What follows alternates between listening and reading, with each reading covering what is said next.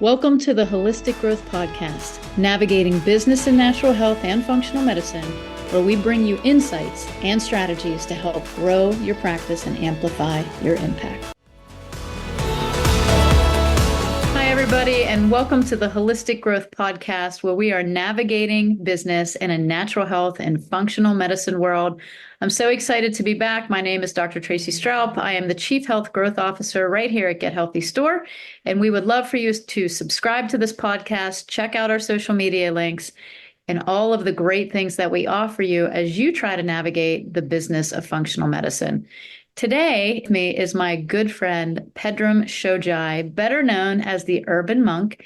And I have to say, when I first met Pedram, I instantly liked him. He's such a great man, not only an incredibly smart practitioner, but what I consider one of the first OG influencers out there. You've been doing this, I won't say a long time because you're so young, but long enough to know better. So today we're really going to talk about Pedram's journey of how he went from an in-clinic practitioner to a global influencer. And so I'm so glad to have you here. Thank you, Dr. Shojai, for being here. Welcome. It's good to be here. And I'm actually 127 years old. You should check out my stem cell protocol. I have been around this block. I look at early video of when Dr. Shojai arrived on the scene, and boy, did he have hair. So, I've seen a lot, and I've seen the industry change many times over. So maybe we could talk about some of that as well. Absolutely. And I think post-pandemic more so than ever, but it was coming prior to there. So, why don't you give us a little bit of background history? Who are you? How did you get into natural health? Give us the whole shebang. Yeah. All right. I'll go high level. I'll go fast on kind of the ancient stuff, but it's important to contextualize. Pre-med at UCLA, was interning at the Pain Medicine Center, and was just watching us participating in this patient care where we're just putting people on morphine drips. And I'm like, man, this is bleak. And so I asked my attending at the time, like, hey, what are we going to do to fix this? And he gave me, kind of an angelic answer at the time, which changed my stars, which is, man, I don't think you get what's going on here. Like, we're just hoping Mrs. Jones dies of natural causes before we kill her. Like, we got nothing. Now, this was a moment in time in history when, the archaic algorithms of pain medicine at UCLA basically just bumped me off that rock. And I was like, I'm not doing this. I don't want to do this. Bright-eyed and bushy-tailed straight A student showed up and was like, I picked the wrong game. Found a Tai Chi master, asked God for a couple clues. Long story short on that, it's a whole other story. Ended up becoming the senior student of a Kung Fu monk, and became a monk of a Taoist lineage. Studied for years with many of the greats, traveled the world doing that.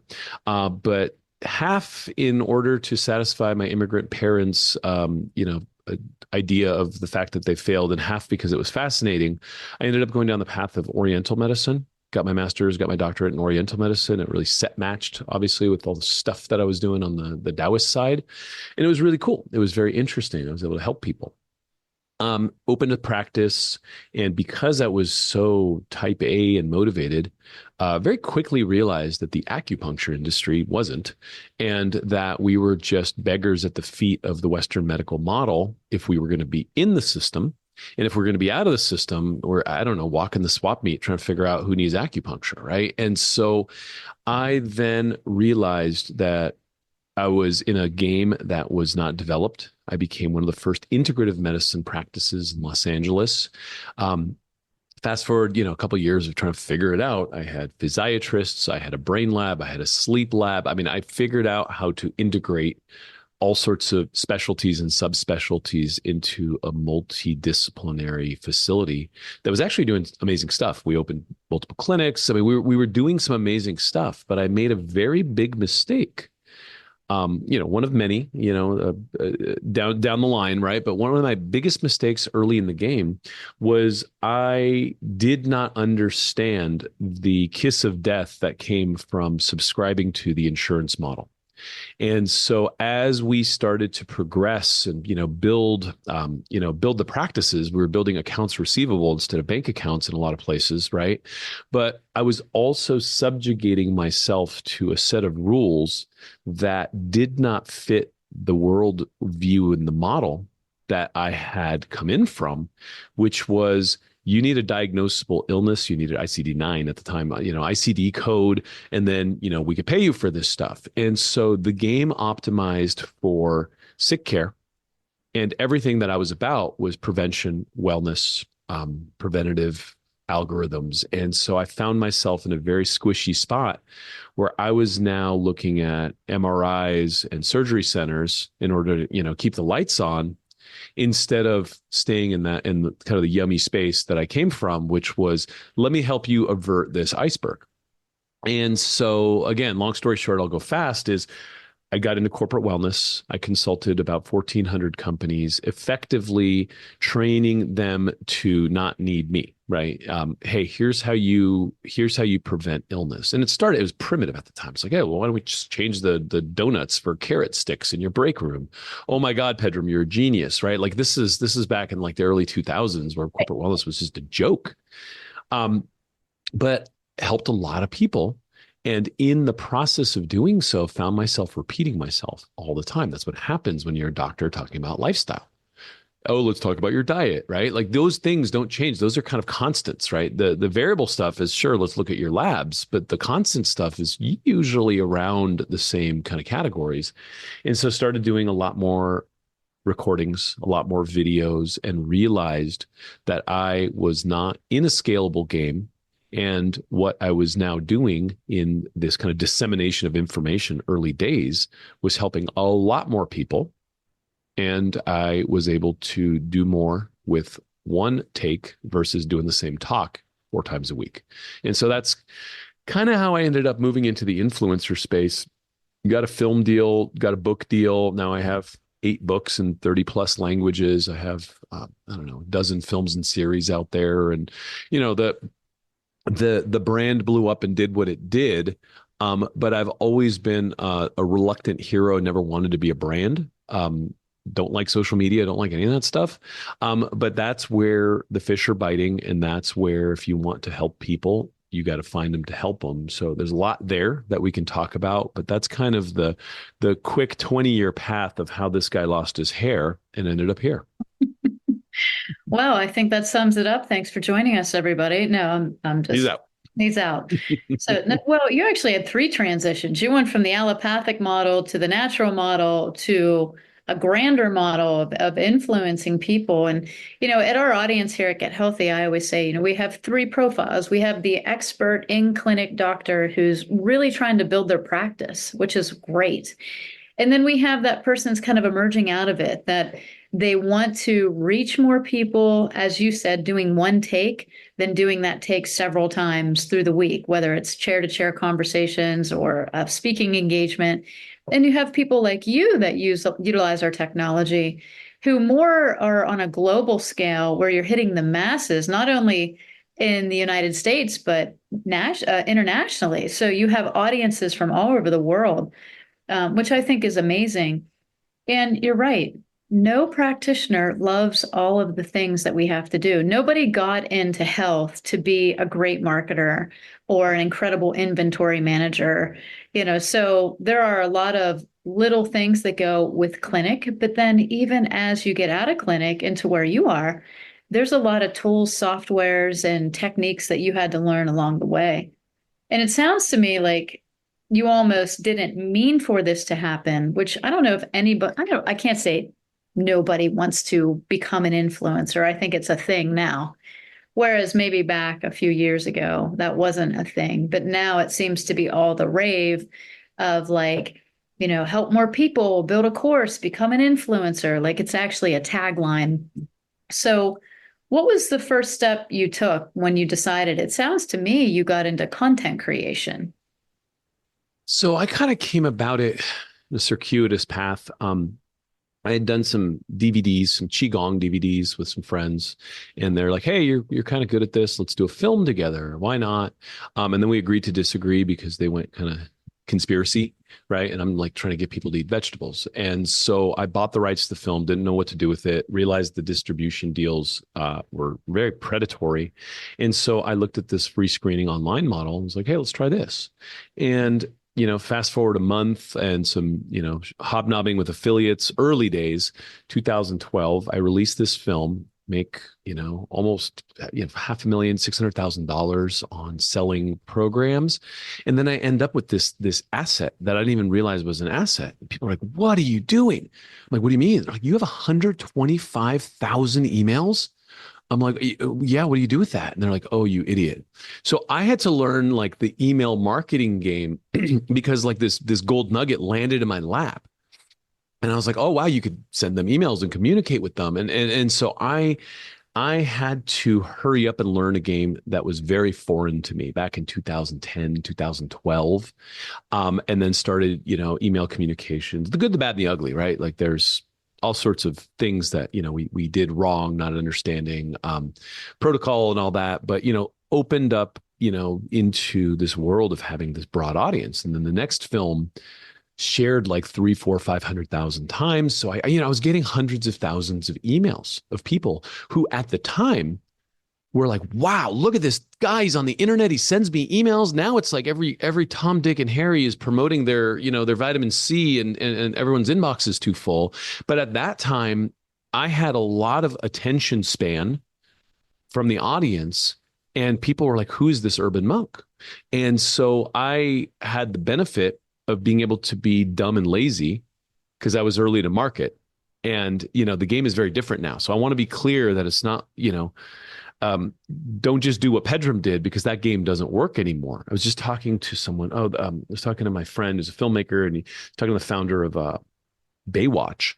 And he's like, everyone asked him this question. It's like, hey, how do I do Baywatch today? And his answer is, man, don't you think if I knew how to do that, I'd be doing that? Right? Like it was magic in a bottle. It happened. And so I have had to learn all of the nitty gritty details of the game, how to do it correctly, how to preserve your brand, how to preserve your integrity, how to stay in compliance, and all these things along the path. Because, now you got people just making all sorts of health claims and, you could get yourself in trouble because the game has changed. I still think it's the greatest game in town. Mm-hmm. I still think I love helping the masses. I love being able to educate and teach people how to fish. And yes, if I make protocols that have supplements and diet and all that, it's part of a lifestyle protocol that I feel good about saying, look, do all this stuff. And then yes, take a probiotic or a prebiotic, but it's part of an overall lifestyle that I espouse. And I'm telling you, this is what gets the results. Yeah. Well, it seems that email lists are still valuable. I just think, as you said, our inboxes are so saturated. It's every day I'm just clicking through just to get the number down on the left navigation bar. I'm not even really looking at the emails anymore. So let's pause on that because email marketing still happens. I think it's still valuable. What would you say is a good play in the email marketing game today compared to what you did in 2012? I mean, back in 2012, I would send an email saying, my buddy John has, a thing going on. You should buy it. Right. And now there's 400 million of those things and nobody cares. Nobody opens them. Right.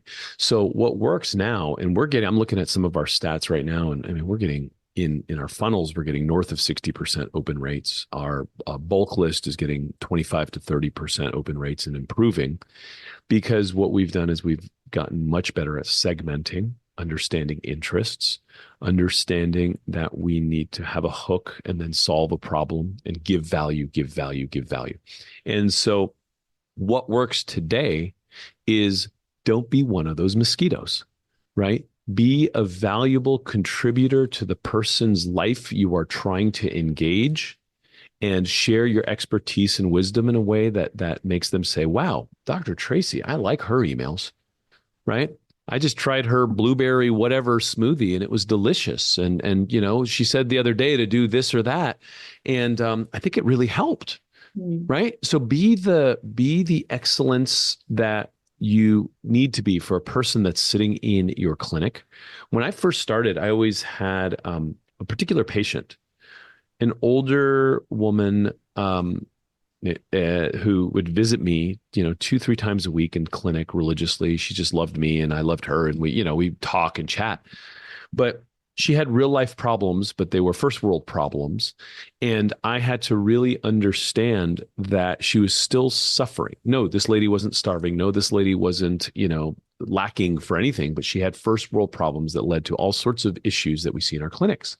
And as I worked hard to understand and be compassionate and help solve her problems, she became the person I started speaking to in my email broadcasts in a way that was very personal, right? And colloquialized and not preachy and like, I'm the doctor, listen to me and all that. So finding the tone that you would have, that you would be proud of with a new patient and only speaking when it's worth saying something, I think is kind of the entry point, and then learning how to give, ask, or give, ask, but do it in a tasteful way where your emails are worth opening and reading. I love that. Yeah, I think with the way that I watch social media today and just any communication platform, it's not a give, ask. It's more of like, I'm going to tell you how it is, and then I'm going to tell you what to do, right? We talk at people rather than talk to. We've really just shut down the art of listening. And I think it's a big part of how you vet the industry is just to sit back and watch it unfold, watch people struggle.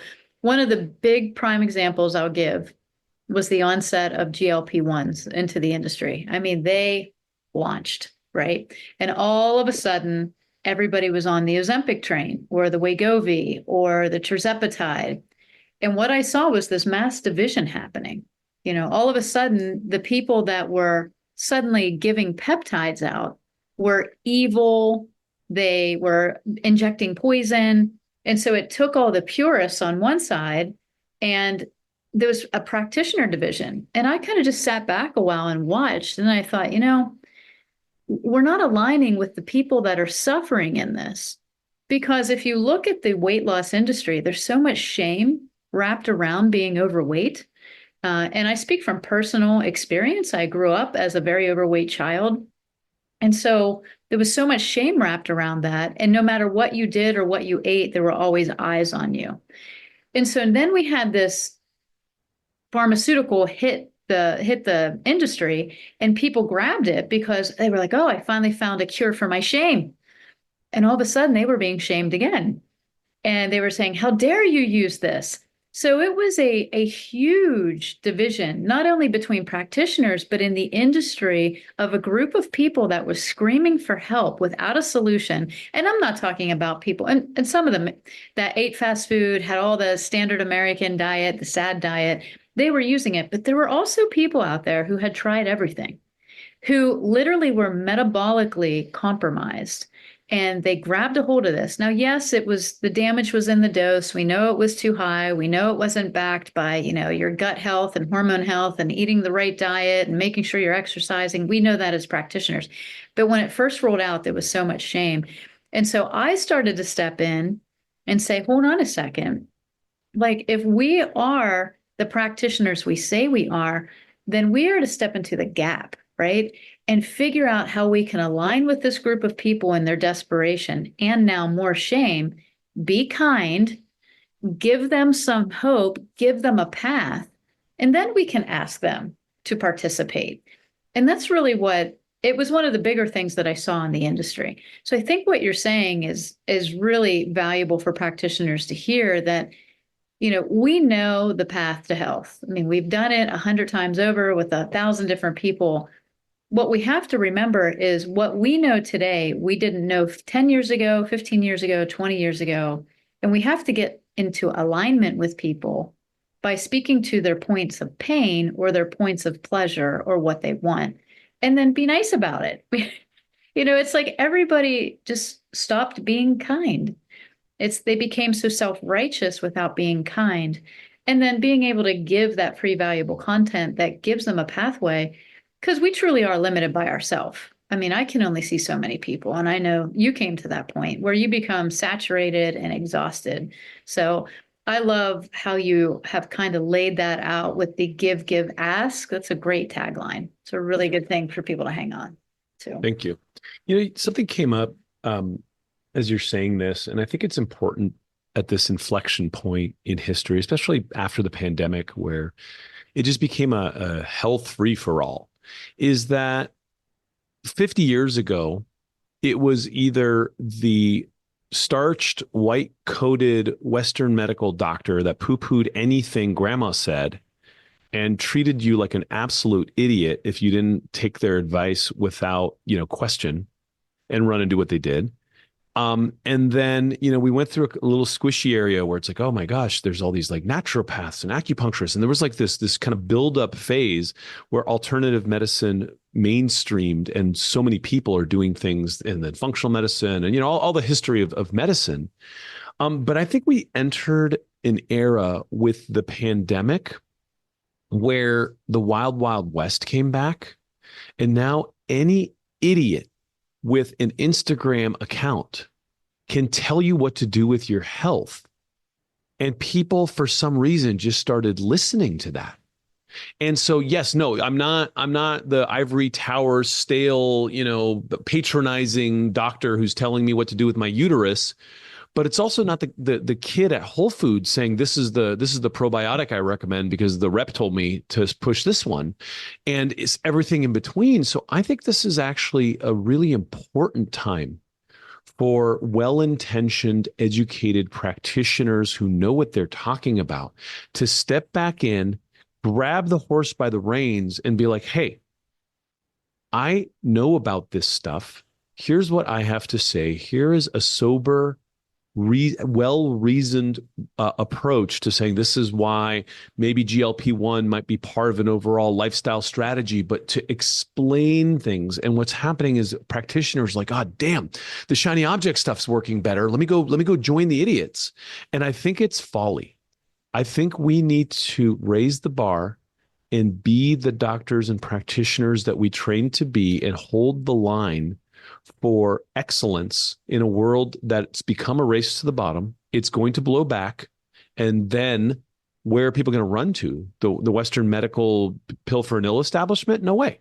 Right. So I think we have to create the real estate right now in a market for sober, reasonable practitioner advice, which has kind of lost its way because of the pandemic.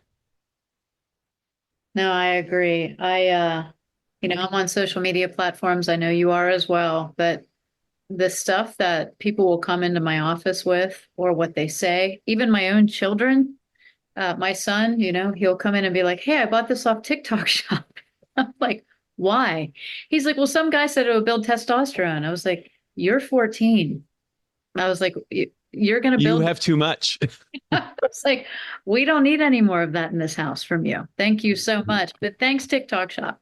And that's not a downfall to TikTok. I mean, what they do really well, and congratulations on their business model. But you are right. There was a sea of confusion before of, is natural safe? Should I do it? To now everybody's over there and all of a sudden everybody's an expert and there's so much contradictory information. It's like, take vitamin D, it's good for you. No, wait, it's not good for you. Wait, take this, it's good for you. Oh, wait, no, it's not good for you. I mean, it's just, there's so much information. So getting a health expert that can verify and show you clinically or through studies, if that's possible, that something does work, that they have a vetted outcome, of success. I always tell my clients, don't take health advice for people that are not healthy.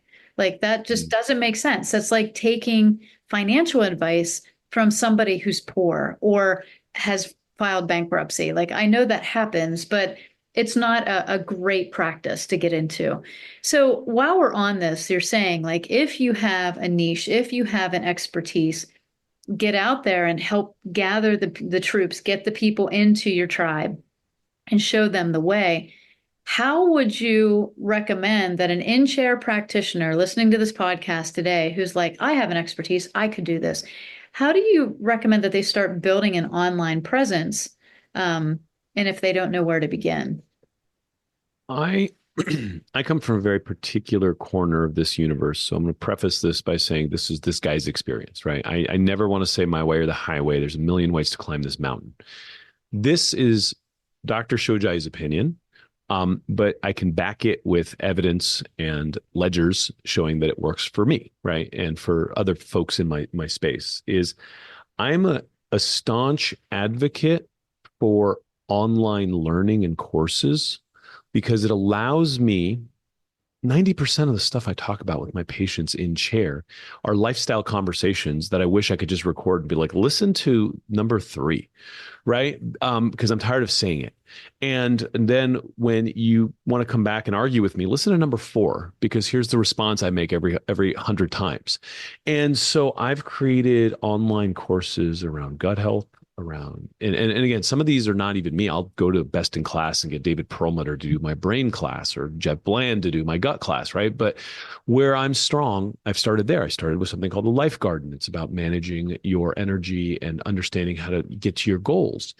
And I recorded it and then I offered it to my patients at first. And they started buying it. And because it was good, they started telling people. And then I started finding ways to market it. But I think a lot of people are out there, like, oh, you got to build a brand, you got to build a brand, you got to build up your audience. And then they start dancing like monkeys on TikTok, trying to like get an audience. And I think there's nothing uglier than someone trying to say, look at me. I think it's the wrong energy. Can I just take a minute on this? When I see somebody promoting out being like, guys, I got to 5,000 followers. Thanks so much. I'm just like, it drives me crazy. I I have never said those words. If people follow me, I hope it's because they're finding the content valuable or what I'm saying or they're learning something. But when people come out and and actually like campaign for it, I don't know. That just seems wrong to me. Sorry, it's a Well, Tracy. it's because it's fool's gold, right? They're buying into the wrong scoreboard. Now, having 5,000 people who know, love, and trust you and will run out and do what you say because they respect you as the doctor that you are, and they know who you are and they know your story and aren't just going to like swipe up or left or right or whatever the hell it is to just move on because you didn't, scratch their itch in a addicted moment. Now, that's a really powerful number, but that person is busy trying to serve person number 5,000 and 5,001. They're not worried about that crap. And I think that is a mark of the beast, right? Like, I think what we need to do is create assets that are designed to help the people that we have taken vows to help, and then make them as good as we can and continually optimize them to drive the results these people need and deserve. And in doing so, the thing speaks for itself, right? And then, it's a lot easier to say, okay, like I'll give you an example. Is my deep sleep solution. It's a very comprehensive sleep program. And instead of me saying, oh, you should go out there and, buy my sleep pills, I don't do that. I convince people through a webinar that here's my take on sleep and here's where I think you can fix yours. And if you could, use our help, here's where you get it. And then people who are like, okay, I like that guy and I trust that guy, come in.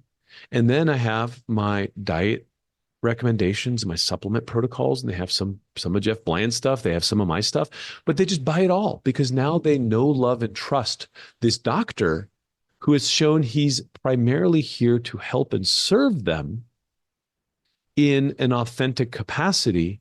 And then they buy anything I tell them to do. And then it's on me to make sure I'm not like, oh, well, so-and-so's sauna makes more money than the real one that I like, right? And to stay in integrity in what I recommend to these people. I just assume every one of them is like my aunt or my sister. Like, would I recommend this to a family member if it wasn't about the money, right? And if you hold that line, I think you'll have a nice, healthy, robust, authentic business that will grow organically. Yeah, absolutely. I think the DIY model of health is the big upcoming movement that's like underneath all of this, right? People want to know how to do it yourself. They don't it's not that they don't need us. And I think that's a big thing. Like we should never feel threatened about not being needed. We should feel honored. Like I always tell my clients, your goal is to fire me. I want you to walk out of my office empowered, educated, and confident in your next steps. And if you need me, send me a message, send me an email, send me a text, and ask me a question. And most of those are like, hey, Tracey, I had this symptom or this thing happened, and I'm going to do these three things. Is that right? And my answer is yes. And that's where I want people to get. So I really love, the idea of start where you're strong as a practitioner and make that content. And I think content's king. I mean, I think people love webinars, they love courses, they love challenges and groups, they love being able to talk to practitioners. One of the big things that I recommend for people is like bring your audience. So like on TikTok, right? 60 some thousand followers. You're screaming in the middle of an auditorium, buy my vitamin C. Or you can say, hey guys, I'm going to start a 5-day challenge of, hey, let's reassess your gut health. Let's boost your immunity. Let's, rejuvenate your skin in 5 days and pull the people that want those things into your group where you can really have conversations. That's also market feedback. I mean, how do you stay relevant, Pedram, when you are at such a high level right now with all your courses and all your marketing and everything that you're doing to drive this great content to people to help them? How do you stay relevant in the industry of knowing what the next trend is or what people are asking for? How do you get that feedback? Unfortunately, you got to go onto the socials and see what people are saying and doing, which isn't my favorite. I don't like being on the socials, but you do need to keep your finger on the pulse of what's happening in the market. Because there's also a lot of crap, right? There's also a lot of shiny objects that show up that maybe you disavow, but then that's a stance, right? That's content. Right. To contextualize, like you were talking about the Ozempic craze, I didn't come out in opposition to Ozempic. A lot of what I did was say, hey, folks, the part of the story you're not getting is when you've lost that 30 pounds, you lose your prescription. Now you got to worry about how you eat. Right. So let's have that conversation, right? Because now you no longer have the need, right, for this drug. And so those conversations are timely and relevant. And it also puts me in a place where I'm not like jumping on the Ozempic train, because that wasn't my philosophy, right, at the time. And so I think there's a lot of ways to stay relevant in the conversation and have an opinion about something. And so, there's a lot of things that I think are dangerous to have opinions on in social media for other reasons, right? But using your brain and understanding where the sentiment is and intercepting that sentiment and having something to add to the conversation. Don't be a me too in the conversation. Add to the conversation in a meaningful way to move the conversation along. That's how you stay relevant, right? Whether you're contrarian or pro or whatever, but don't just say things because you're supposed to say these things on social media. I think that's where a lot of people go wrong, right? And I'm an old school guy. I'm a much more measured email guy, right? I'll write thoughtful emails to my audience. And to your point, is what you were saying with the five-day challenge. I mean, for a good decade now, one of the primary on-ramps into my Urban Monk brand has been a free 7-day reboot. The Urban Monk reboot has remained free. I've had, at least 200,000 people go through there. All these people, all these fish that are like cruising around trying to find, meaning or life or waste time on the internet. And the thing you have to understand is just be you, say what it is that you think they need to hear. 95% of them will splash off that rock and go back into the ocean, right? And the 5% that are like, wow, I really like what Dr. Tracey had to say, that's your business, right? And now they've listened, they understand, they've heard your voice in the corner of the auditorium, and they're like, hey, can we step outside and talk? But you can't do what you were saying. You can't be jumping around like a lunatic in the middle of the auditorium. Get them in, explain to them quickly, methodically, thoroughly, and honestly who you are and why you do what you do, and help them, give them a couple wins, give them some suggestions that'll immediately make them feel better.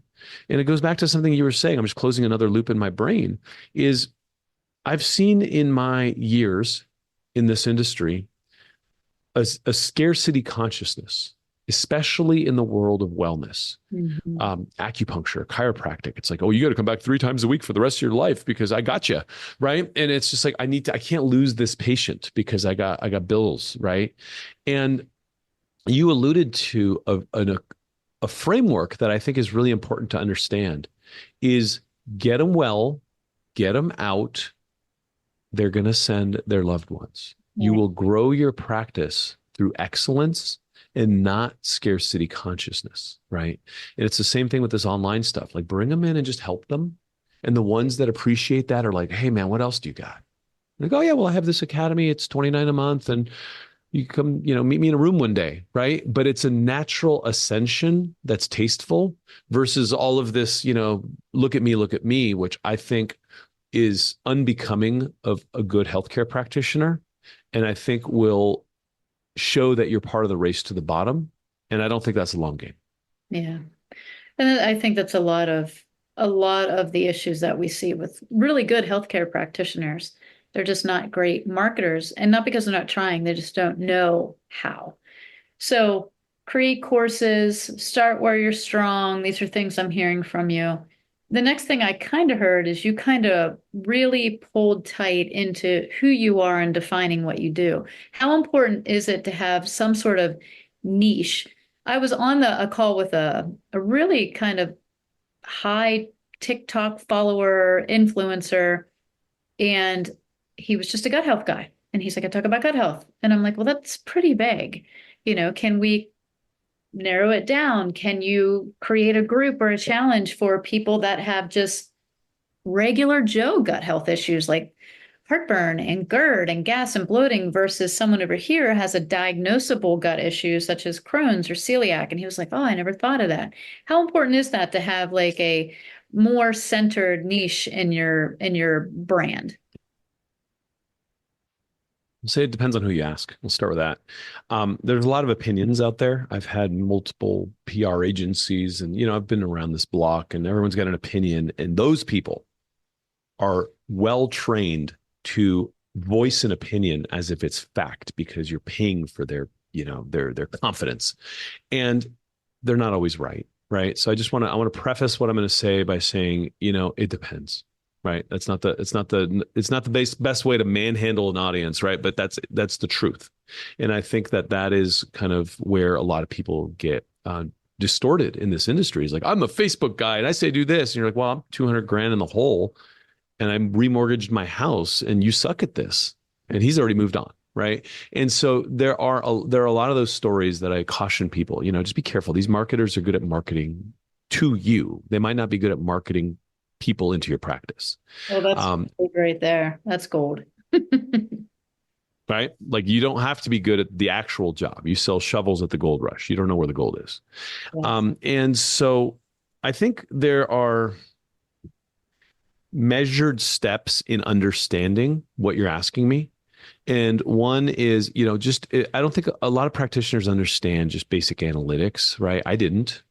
But like, okay, this email had a 27% open rate and a 1% click rate. This one had a 4% click rate. Why? What was it? And so you start to, they'll tell you what they're interested in. They'll tell you where the problems are. There are a lot of ways to do surveys, right? Whether you're doing SurveyMonkey or Typeform or whatever. I used Ryan Levesque's Ask method for a while. We'd have them voice their concerns, just get their deep, like, internal dialogue back in their answers and be like, this is what keeps me up at night and why. You have to understand your clients, your patients, and understand the why, right? Like, it took me a while to understand, people would come in for back pain protocols in my clinic and, want to drop 7-8 grand. And I understood once I got into the why, it's like, I can't lift my grandchildren.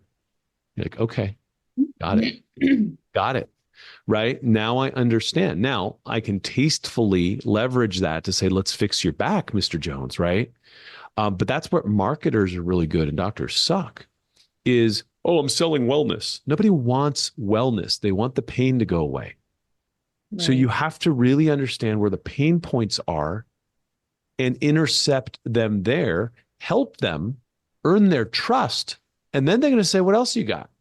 Well, you fixed my shoulder. My knee's really bugging me. I'm like, I can do knees. Or you fixed my blood sugar, but my X is messed up. Mhm. I can do that. Or I'm going to send you to my friend Tracey who does that. But I am now a trusted influence in your life because I've proven that I can do this job, right? I think that's also part of it is hear them, survey them, watch what they're clicking on and why, and nothing talks louder than money. Watch where they're buying and understand the customer behavior and why. And then, I mean, look, this guy's got 80,000, whatever, TikTok followers on gut health. Does he have trouble? And don't talk about this guy in particular, but like, does he have trouble selling his gut health supplements to those 80,000 people? Because if so, then who cares how many followers you have, right? Versus somebody it's like, I specialize in endometriosis for women between 45 and 47, right? Now that's a little too targeted, I would say, but oh my God, like that's how niche some people need to get to really find the person that they're speaking to and trying to help. Right. And sometimes you're presenting one thing, but really your underlying concept isn't being presented well. So, and that was the case of this particular gentleman. He was talking about gut health, but he was really talking about an entire concept that he had put together. And I was like, then don't talk about gut. Talk about your concept, right? Gut's in it, but it's not the thing you do. What he did was like revolutionize people's wellness and lives. Like, but gut health was in there, but it was where he was comfortable. So just for everyone listening, I want to just kind of recap what Dr. Shojai had said. Start where you are and start with where you're strong. Start creating some content online. I know that people aren't great at courses all the time. Webinars work. Don't be afraid to get out there, do some reels, do some lives. Lots of cool editing tools that you can use, like, Instagram. You can edit your videos on there for the reels. You can use things like Descript, which is an AI tool, which you had introduced me to, Pedram. And from what I understand, you can have a niche or you don't have to have one. I think just providing a space that is safe, that aligns with people's points of pain, and that gives them something, is enough to draw a crowd in. And as you gain your followers, you can become more refined in what you're offering. So as we close out the podcast, do you have any trip falls that people shouldn't get into? What are some common mistakes when people are trying to get out of the chair into a growing influencer space or just being able to educate and help more people, the masses? What are some things you would say be cautious of? Don't forget to be yourself. Because you're doing videos doesn't mean you have to now pretend to be like the person that you're trying to emulate. Be yourself, be authentic, and make it about solving problems that they have because people are looking to problem solve. So either you are making them laugh, you are disgusting them. If you look at how the social feeds work, it's like, oh, that's gross. Oh, that's a cute puppy. Or, oh, yeah, I have that. I get headaches. What is she saying? Right. And so be a problem solver and facilitate their lives getting better. Don't get in the way of their life and say, look at me. Nobody cares about you. Nobody cares about me. Nobody cares about Tracey. And the sooner you understand that, you realize that all people care about is themselves because they're in pain. So be helpful, and then they'll be thankful. And then the universe will continue to reciprocate, and you will be in the right weather system of reciprocal rain when you are on the right side of that equation. Is just be helpful and then figure out how to be remunerated for your wisdom. Don't give everything for free. Say, look, this is where I charge, right? It's like I do all this stuff for free and my academy has all this other stuff. It's $29 a month. It's nothing. And, there are tasteful ways to say, look, I got to eat. And, this is where I can support you more and better. And look, they're spending their money on 14-year-olds are spending their money on testosterone, right? People are spending money like it's nothing online. Mm-hmm. And your problem is they're My not spending money. it on you It was yet, my right? money, Pedram, I that know. he was spending. Let's be real. Yeah, exactly. But So, they are. People are shopping online. They're just buying stuff from less qualified people than you. yeah. Oops. I would love to bring you back for a mindset reboot for practitioners who say the words, I don't want to look like I'm selling, because our competitors sure do. Our competitors that offer no health advice, that are just big online shopping places where people can go and buy all kinds of things, they have no problem selling to your clients who are buying.